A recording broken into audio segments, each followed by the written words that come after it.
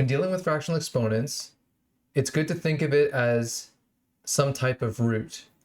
For example, x to the 1/2 is the square root of x. X to the 1/3 is the third root of x. X to the 1/4 is the fourth root of x.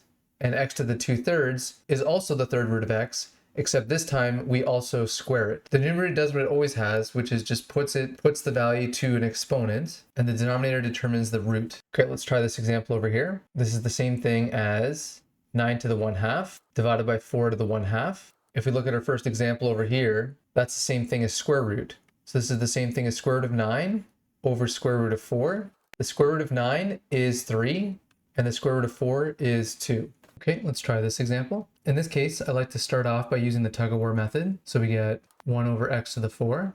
Then I like to apply the negative sign. Then it's generally better to apply the root.